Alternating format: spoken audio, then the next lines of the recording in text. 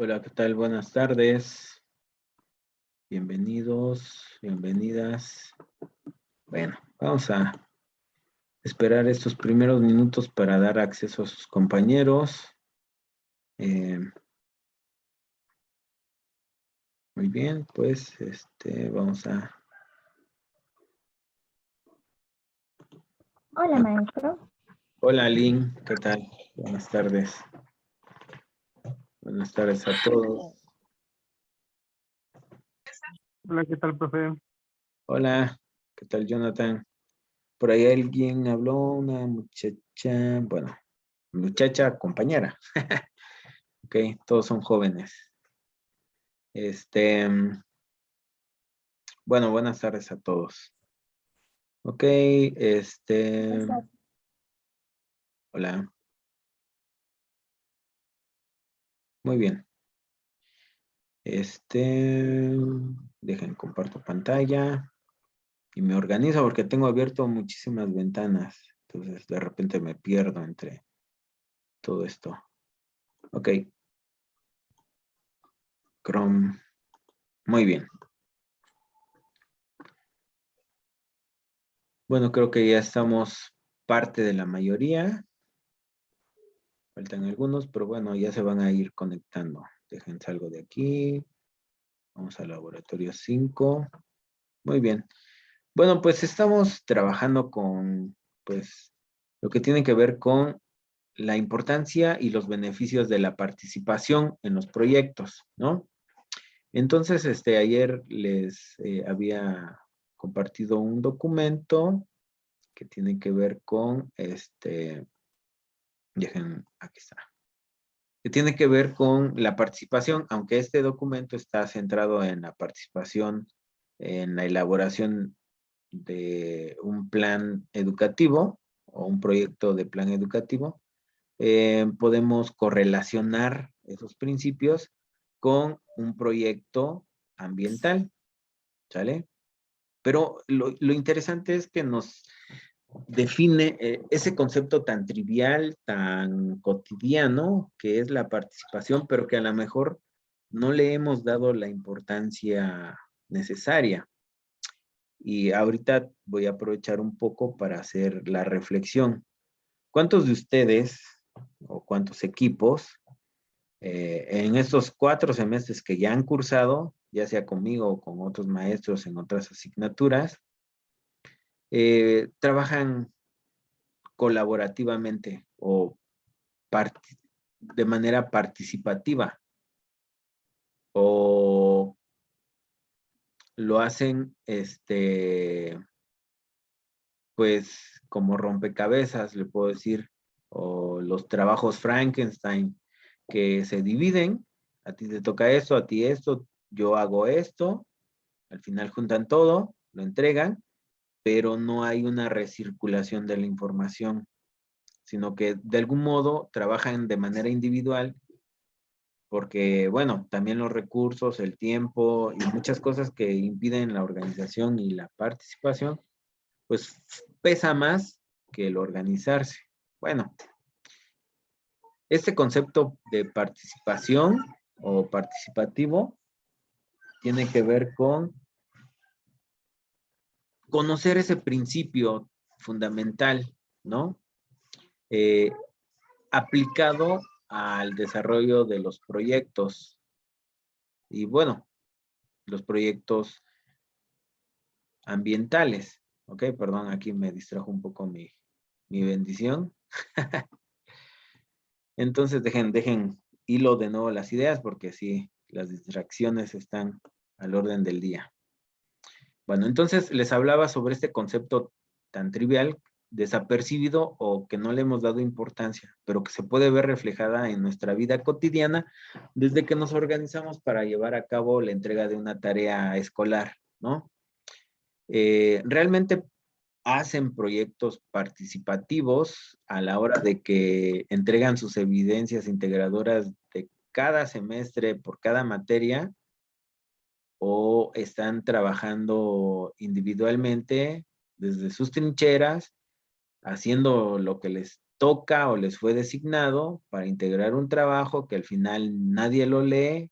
Bueno, el profesor sí, pero nadie de los compañeros del equipo lo lee completo, sino que nada más se entrega y a la última hora del último día suben todo el compendio o recae en una sola persona hacerlo todo. Bueno, pues hay que romper esa cuestión, porque si eso se hace desde ahorita en trabajos escolares, seguramente eso se va a ver reflejado en la vida profesional. Aunque en la vida profesional, créanme que ahí sí no va a haber de otra más que hacer equipo y trabajar de manera colaborativa, cosa que ya pueden empezar a hacerlo desde ahora, ¿no? No se trata de que ustedes se dividan el trabajo, hagan lo que les toca, unan piezas y entreguen el producto, sino que se trata de que, sí, se repartan el trabajo, pero de manera estratégica en base a sus habilidades, en sus conocimientos, entreguen lo que les corresponda, pero lo hagan público entre los integrantes del equipo para que todos sepan y conozcan del tema y logren alcanzar el conocimiento que generó cada persona al hacer la tarea que le correspondió, pero que aporta a la solución del proyecto en general y de algún modo, pues todo esto repercute en que comprenden o conocen el tema y lo dominan. Así, si falta fulanito de tal en el equipo, cualquiera puede presentar el proyecto. ¿Por qué? Porque lo conoce, porque no solamente participó individualmente, sino colaborativamente, porque unieron todas las piezas y se hizo el conocimiento general del equipo. Pues ese concepto de participación es muy importante llevarlo en tareas tan sencillas como esa que les acabo de mencionar, como en tareas más complejas como es hacer todo un plan nacional para la recuperación de una especie en vías de extinción, ¿no? Por ejemplo, como fue o lo es todavía el programa de recuperación del lobo mexicano, que pues, está teniendo frutos, ¿sí? Y en el que participan diferentes instituciones, bueno, autoridades de gobierno, especialistas, investigadores, y bueno, toda esa red, ¿no? Igual ustedes, proyectos ambientales que vayan a participar o gestionar en algún momento, pues tienen que tener esa visión de participación. ¿Por qué? Y bueno, eso me conduce a esta parte de este documento. Lo voy a leer textualmente y de aquí vamos a reflexionar, ¿no? Aquí, bueno, se menciona que, bueno, para el desarrollo de este concepto tuvo un proceso, ¿no? El proceso que condujo a la elaboración del concepto de participación surgió en el contexto de la investigación, ¿ok? Quienes llevaban a cabo el análisis de necesidades, que es la primera etapa para diseñar un programa de desarrollo, eran por lo general personas externas. ¿Quiénes? Los especialistas, ¿no? O las autoridades, en nuestro caso, que son los que toman las decisiones y tienen el presupuesto para atender problemas ambientales, pero que solamente lo ven desde su visión externa y no interna, como lo viven las personas que viven el problema o que conocen del problema, ¿no? Los internos, ¿sí? Ahí tenemos dos conceptos de participantes, internos y externos. Pero a medida que fue surgiendo el concepto de participación, los internos, ¿sí? Se fueron involucrando, por ejemplo, en la recolección de datos, en la identificación de temas a ser investigados, en la presencia de resultados, etcétera. ¿Sí? ¿Por qué? Porque aunque ellos no son los expertos, los especialistas, sí conocen el problema, porque es con el que viven, ¿no? Con el que incluso nacieron, ¿no? Y bueno, la participación se ha extendido desde los campos de la investigación y del análisis de necesidades a todo tipo de proyectos de desarrollo. Por ejemplo, la construcción de pozos y la distribución de agua potable ahora se lleva a cabo de manera participativa. El desarrollo agrícola es planificado y a veces ejecutado de manera participativa cuando se pide a los agricultores que definan las actividades y se responsabilicen de ellas conjuntamente con los elaboradores del proyecto. ¿Ok? Y bueno, me gustó estos ejemplos o este párrafo porque dice, pero aún hay muchas actividades que deberían incluir la participación. Por lo tanto, será útil explorarlas a través de la observación del trabajo que se ha hecho con los agricultores en los últimos años. El primer enfoque participativo en el ámbito de la extensión agrícola consistía en animar a los operadores de campo para que ayudaran a los agricultores a determinar qué modelo de enseñanza-aprendizaje deseaban utilizar en los programas. Por ejemplo, elegir el lugar, la hora y la duración del programa. Sin embargo, los contenidos del programa de capacitación seguían siendo elaborados por los investigadores, los externos, ¿no? Ahí hago un paréntesis, y o los operadores de campo. Sucesivamente se consideró que para obtener un aprendizaje motivado por parte de los agricultores, debían ser estos quienes eligieran las materias del programa, que la extensión debía estar dirigida a la resolución de sus problemas y no de los problemas que los investigadores o el personal de extensión habían identificado. Los extensionistas ayudaban a los agricultores a identificar sus problemas y entregaban los resultados a los investigadores y técnicos para que encontraran una solución. Sucesivamente, los extensionistas devolvían las respuestas a los agricultores.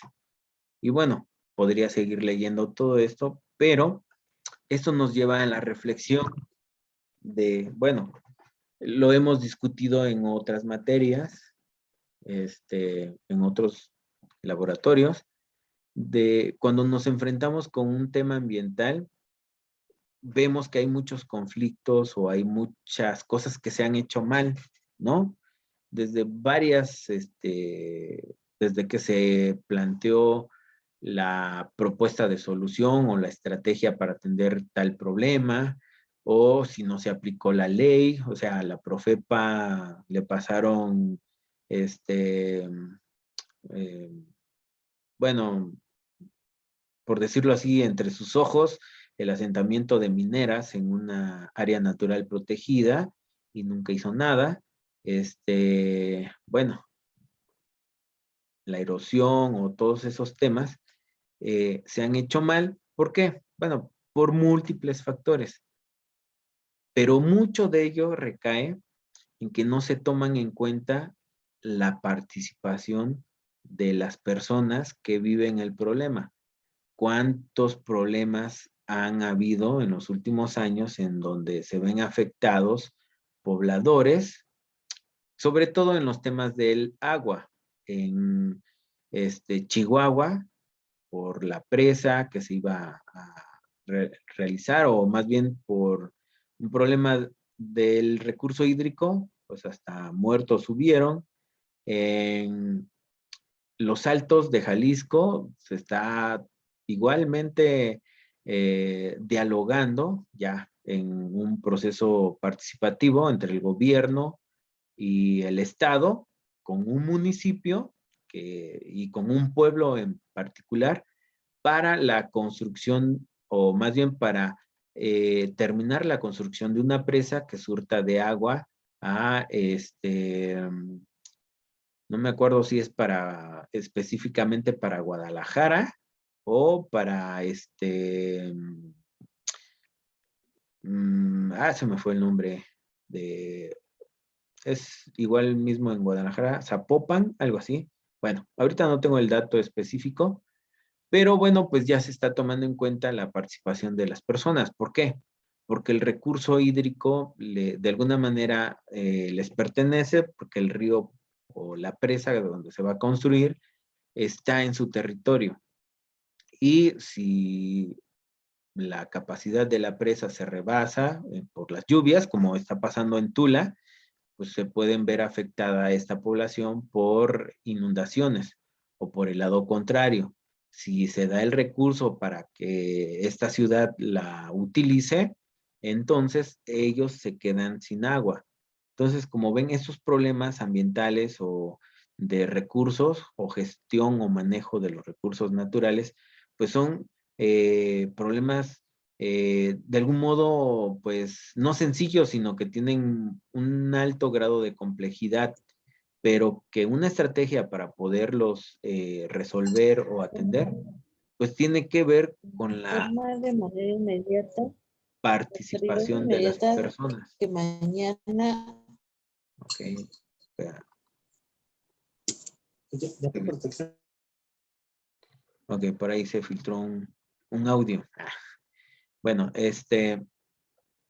la participación de las personas o el tomar en cuenta a los internos, aquí vamos a hablar de participantes internos y participantes externos, pues es importante, ¿no? Porque nos ayuda a qué, aquí lo dice, ¿no? A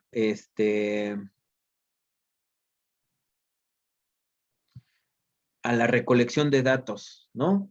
Uno como experto o como futuro ambientólogo puede tener toda la teoría, todas las metodologías que adquirieron en la práctica y en el transcurso de su formación académica y a lo mejor en su experiencia profesional, ¿no? Ya 5 años como profesionales en ciencias ambientales, en X disciplina de las ciencias ambientales, pero eso no lo es todo. El experto no siempre tiene todas las respuestas ni todos los instrumentos de recolección de datos. A veces las personas que viven en el lugar son los que tienen esos datos.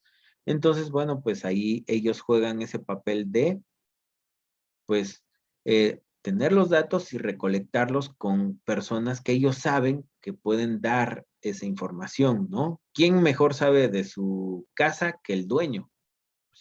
El dueño mismo, ¿no?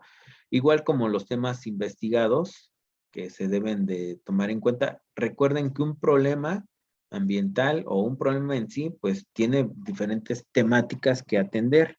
Y bueno, el experto no solamente debe de ser el que decide qué temas se deben de priorizar en el estudio, sino también las personas, los internos, deben de exponer o tener la apertura de dar su opinión y poner en la mesa pues los temas a investigar o que se deben de tratar. Igual en la presentación de resultados, ¿no? Es decir, en pocas palabras, participan en la planificación del proyecto, en las estrategias a seguir o los objetivos que se deben de alcanzar, así como en la presentación de resultados. Obviamente cada participante puede participar en alguna etapa o en todas, dependiendo del impacto que tenga o lo que aporte para el proyecto, ¿no? Muy bien. Entonces, bueno, pues aquí se habla sobre la importancia de la participación, ¿no? Pero ahora a ustedes, en base a esto, les pregunto, ¿cuáles son los beneficios de proponer proyectos participativos? O en sí, ¿cuáles son los beneficios que ustedes encuentran de la participación de tanto los internos como los externos? Ahora sí que cedo el micrófono para que ustedes reflexionen esto que hemos visto y empiecen a identificar o relacionar la importancia de la participación. ¿Quién dice yo? Yo, profe. Adelante, Fernando. Bueno, creo que lo principal es pues que tienes una idea más clara, ¿no? Con respecto a la participación de los involucrados, se puede llevar a un concepto más amplio en el cual a lo mejor para mí era una ideología, un concepto, para otra persona es diferente. Entonces se puede abordar las dos, pues, ideas y hacer un concepto mejor, ¿no? Creo yo que es muy abundante eso. Sí, muy interesante lo que mencionas. Sí, Yasmin, alzaste la mano. Adelante. Bueno, en ese URL, bueno, en esa lectura, mencionaba acerca de que se consiguió, bueno, se empleaba el beneficio para generar empleo y, por ejemplo, si tenían algo no productivo, hacían que eso fuera productivo. Entonces yo creo que una de las ventajas que es esto es sacarle provecho para que ya sea del provecho de nosotros o el provecho hacia la tierra. Bueno, no sé si me entendiste. Sí, bueno, es cierto, o sea, la participación lo que aporta es beneficios, ¿no? En algún tema que se está tratando. En este caso específico, lo que mencionaste. Y es eso, integrar o tener presente la participación en los proyectos como una acción que se debe de realizar entre los expertos o el experto y la población, pongámosle la población destino, en donde se va a llevar a cabo el proyecto, llámese una obra como pues una pavimentación, un camino, un puente, un cablebús, o por ejemplo la construcción de una presa, la descontaminación de un río o el manejo de los residuos sólidos urbanos, en fin. Antes, pues todas esas decisiones recaían solamente en los externos. ¿Quiénes eran los externos? Pues las autoridades, ¿no? El presidente municipal, si estamos hablando de un nivel de gobierno local, si es regional, pues el estado o los estados de una región, y si es a nivel federal, pues la federación o el gobierno federal. Pero siempre venía la instrucción prácticamente desde el experto o de los que tenían la autoridad y el presupuesto hacia las poblaciones, ¿no? Es decir, uno no podía más que aceptar sí o sí el proyecto. Entonces, bueno, de ahí viene el fracaso, ¿no? No tomar en cuenta a los participantes internos. Eso pues creaba conflictos y la participación lo que hace es reducir esos conflictos para pues integrar a los participantes internos y mejorar el planteamiento del proyecto, ¿no? Sí, bueno, Xochitl y después Daniela. Sí, gracias, profesor. Pues yo creo que uno de los beneficios de un proyecto participativo es una conformidad absoluta, porque como obviamente las mismas personas están buscando o dan alternativas de solución a un problema en común, pues yo creo que ellos mismos con la solución que se logre dar, llegan a tener una conformidad sobre ese problema, ¿no? Okay. Consenso, ¿no? Un consenso. Creo que deja Sí. más conforme a todos. Bueno, ayer lo Exacto. hablábamos, no se puede cumplir con todos, pero sí con la mayoría, ¿no? Muy bien. Dani. Bueno, también otro de los beneficios que podría ser es que evitan también la misma población, evitan el mal gasto del dinero, es decir, no sé, puede haber algún proyecto que se genere en alguna instancia y al tener esta participación de la comunidad puede evitarse darse el proyecto, el plan, porque muchas veces estos expertos no conocen el territorio tal cual como la población, entonces puede llegar a tener algún ahorro de costo ese tipo de proyectos o desviarlo por otro ángulo. Ok. Muy bien, Dani. Sí, la figura del participante interno juega un papel fundamental en el terreno donde se va a llevar a cabo el proyecto, porque son ellos los que tienen mayor información de la situación específica del lugar y del problema mismo, ¿no? Porque ellos son los que viven. El experto, por más que lleve la teoría, las metodologías o la técnica para resolver el problema, si no toma en cuenta a estos participantes internos, puede caer en el error de, pues, plantear una estrategia no integral o que en algún momento pueda suscitar inconvenientes, inconvenientes que bien se pudieron haber evitado en el consenso junto con los participantes, ¿no? Y bueno, eso nos lleva a esta parte. Ah, bueno, Xochitl, ¿tienes levantada la mano? ¿Fue de hace rato o quieres mencionar algo? No, fue de hace rato, profesor. Ok, muy bien. Bueno, entonces esto nos lleva a esta parte donde dice temas claves en la participación e investigación. Bueno, todo proyecto ambiental tiene un proceso de investigación, ¿ok? O hay información previa para plantear una estrategia de intervención. Entonces, desde ahí también se puede ver la importancia de la participación. Y bueno, aquí, aunque se habla de planes de estudios participativos, lo podemos correlacionar con proyectos ambientales, ¿no? El concepto de la participación es una reacción contra la investigación dirigida desde el exterior, es decir, surge de la necesidad desde que los diseños o desarrollo de proyectos solamente estaban intervenidos por los expertos o los que tomaban las decisiones y tenían esa facultad, ¿no? Y bueno, esto, bueno, aquí lo mencionan como que al principio este concepto se basaba en la suposición de que los expertos externos a menudo recibían datos equivocados, ¿ok? Eso es muy importante.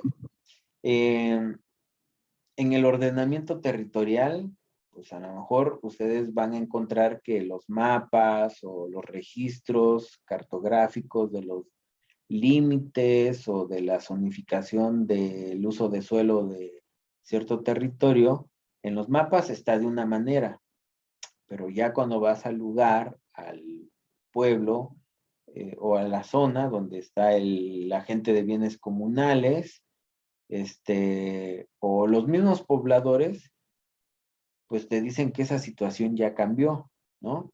Entonces, si te guías solamente en los documentos oficiales, puede ser que tengas datos equivocados, ¿no? Porque eso es en la teoría y en la práctica es otra cosa, ¿no? Y bueno, aquí continúa, dice, el fracaso de los proyectos y la crítica de los grupos internos, es decir, de los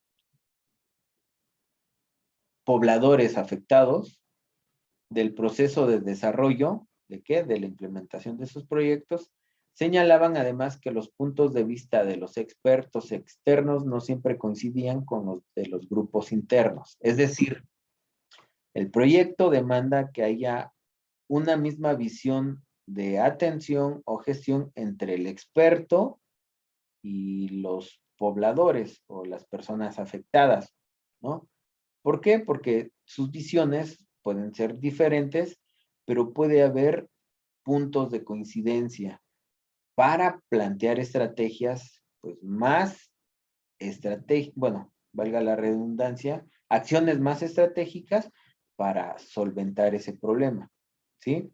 Y bueno, pues continúo, dice, esto llevó a entender que existen diferentes puntos de vista, ¿ok? Eso creo nos queda claro. Bueno, aquí le llaman también o cuadros, a ser delineados, ¿sí? Pues dentro de la metodología de investigación-acción se llevan a cabo mesas o foros, grupos focales en los que se discuten los temas con ciertos expertos o gentes clave que al final de cuentas vierten sus diferentes puntos de vista. El experto también recolecta esos puntos de vista, les va dando pues forma o va identificando los puntos de coincidencia. Y bueno, pues tomando en cuenta que puede ser que ninguno de estos puntos de vista sea verdad o la verdad absoluta, ¿no? O uno sea más verdadero que el otro. Aquí, bueno, pues se toma en cuenta que no existe una situación verdadera, sino que son varias, ¿no? Tanto que el cuadro del experto pinta simplemente refleja el sistema de valores del experto, el cual no corresponde forzosamente al sistema de valores de los locales. Entonces aquí la tarea es contrastar la visión externa con la visión interna y llegar a puntos de acuerdo o de coincidencias. Es decir, ustedes pueden tener una visión muy técnica de cómo atender el problema, pero a lo mejor el conocimiento empírico puede ser una estrategia más, pues, más efectiva, ¿no? En atender un problema, ¿sí? Y bueno, dice esto a su vez llevó a valorizar el papel del actor interno y del conocimiento indígena. En efecto, no existe el experto, cada uno es experto en una cosa u otra.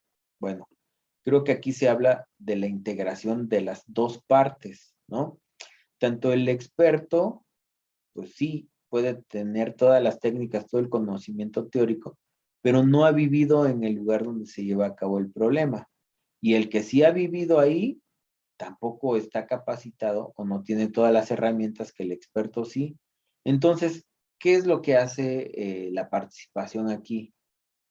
¿O por qué la participación? Pues integrar estos dos engranajes, ¿no? Hacerlos que se sincronicen en puntos de coincidencia y giren en torno a, pues, solucionar o gestionar mejor, pues, algún proyecto para, pues, tener una estrategia más integral, más efectiva. Y bueno, aquí dice, es necesario enfatizar que aquí no se trata de decir que los expertos externos necesitan consultar a los actores internos y tomar de ellos su experiencia y conocimientos locales, por ejemplo, su medicina tradicional, para que el experto a su vez pueda usarlo para elaborar nuevas actividades. Perdón, aquí dice es necesario. Bueno, aquí ponen un ejemplo, no solamente en la medicina tradicional, eso pues, de algún modo es un ejemplo muy claro, pero en ciencias ambientales, algún tema donde ustedes creen que necesiten tener el conocimiento de los nativos, o bueno, de las personas que viven en el lugar para un tema ambiental, ¿creen que haya un punto en el que ustedes necesiten del conocimiento ancestral de estas personas? ¿Sí? ¿No? Pues yo creo que sí, profe, ¿Como Sí, cuál? porque es muy diferente la teoría a lo que realmente se va aprendiendo pues de años de práctica. O sea, en la teoría te pueden decir unas cosas, pero ya en la práctica funcionan completamente diferente. O se da uno cuenta que hay más allá todavía de lo que se dicen en los libros. Ok, muy bien, Cristian. Jonathan, Sí, tenemos ahorita, bueno, 6 desde hace minutos. rato que, sí, no, desde hace rato que estaba hablando de esto, me vinieron a la mente varias como conversaciones que he tenido con varios grupos y, y vaya, o sea, en estas discusiones me he conocido conceptos que en la vida había escuchado, o sea, sobre todo con una organización que se llama Legado Gaia. Ellos traen mucho la onda de neocolonialismo. Y me gusta, digo, los invito a que lo sigan en redes sociales. Ahorita les comparto aquí rápido, si quieren, aparecen como Legaya. Suben cosas muy interesantes. Básicamente ellos hablan de que, pues, a lo mejor y ya no vemos el colonialismo como lo veíamos, puta, en la Edad Media, ¿no? A lo mejor en la que había tal cual pocos países que tenían sus colonias, tal cual, ¿no? No sé, colonias francesas, colonias inglesas y así. O sea, porque ya no es como aquel colonialismo tradicional de sometimiento político de los pueblos, sino que ahora hablamos de neocolonialismos con otras formas de colonialismo que ya no tienen que ver necesariamente con la ocupación de un territorio, ¿no? Y en ese sentido, de los neocolonialismos, escuchaba ahora que se habla de un extractivismo epistémico, y que me vino a la mente ahorita que está usted hablando de esto, de la importancia de la participación, y ahorita con esta última pregunta, ¿no? De la importancia de los saberes ancestrales. Y justamente me llevó como a pensar en muchas cosas, ¿no? Porque se habla, ¿no? De que a lo mejor, digamos que los espacios de generación de conocimiento académico, sobre todo como convencionales, tienden mucho a que llegan y ven a una comunidad como un objeto de estudio. O sea, la comunidad es el objeto de estudio, ¿no? Entonces, a lo mejor llega el antropólogo, llega el etnógrafo, llega el sociólogo, y a lo mejor puede estudiar las formas, las costumbres, las tradiciones de un pueblo, ¿no? Puede estudiar a lo mejor, no sé, sus deidades, lo que sea. O a lo mejor algo un poco más cercano en nuestro campo de las ciencias ambientales, que también puede llegar a estudiarse a lo mejor la composición genética de una semilla, ¿no? O la diversidad genética dentro de los individuos de una población vegetal, ¿no? A lo mejor. Pero con los resultados de esa investigación se hacen a lo mejor modificaciones genéticas a esta semilla, o a lo mejor se sintetiza un compuesto para un medicamento o lo que sea, y por supuesto que no se le da el más mínimo crédito a la población que a lo mejor a partir de la selección artificial produjo una nueva subespecie, ¿no? A lo mejor. Entonces, con todo este tipo de fenómenos de extractivismo epistémico, es que surge también una contranarrativa, que es la soberanía cultural, precisamente, ¿no? En la que se habla de la descentralización, la democratización y la descolonización de los espacios de producción de conocimiento. Y creo que, vaya, ahorita que estamos hablando de proyectos participativos, creo que es algo que debemos tener como que muy, muy presente, ¿no? De que justamente no atrás o no bajo esta bandera de los profesionales con licenciatura en ciencias ambientales y la fregada, podemos como pues, llevarnos entre las patas de repente a estas comunidades, ¿no? Estas otras formas de conocimiento que a lo mejor no coinciden con la ciencia occidental o con los paradigmas pues occidentalocéntricos a lo mejor, o eurocéntricos, pero pues sí se deben respetar esta soberanía cultural, ¿no? De las comunidades, y es algo que, pues bueno, nada más como algo que se me quedó ahorita con lo que estamos platicando. Ok, muy bien, Jonathan. Sí, hay que tomar en cuenta la visión de las personas, ¿no? Sobre todo porque hay decisiones que a lo mejor tomamos y si la hacemos desde nuestra expertise, pero sin consultarlos, caemos en, no solamente en autoritarismo, ¿no? Sino también en la situación de crear conflictos más adelante. Más que resolver una situación, podemos crear conflictos. Y bueno, ya después en este párrafo o en esos puntos ya se habla o se centran más en la participación en los planes de estudio y en la educación. Pero en resumen, podemos decir que la participación pues es algo que integra tanto a los expertos o los investigadores o los profesionales, que aquí se les llama participantes externos, y a las personas que viven el problema y que también lo conocen, que se les llama participantes internos.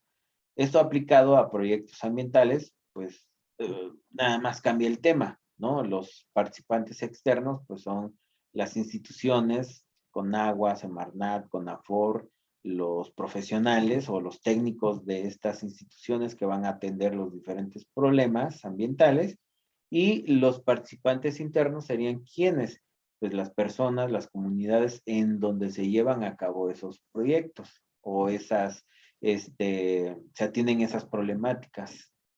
Pero ninguna de las dos tiene la verdad absoluta, sino que más bien se deben de integrar y se deben de alguna manera, pues, sentar a dialogar para tener puntos de coincidencia y bueno, pues diseñar y desarrollar proyectos pues más integrales, participativamente, ¿ok? Bueno,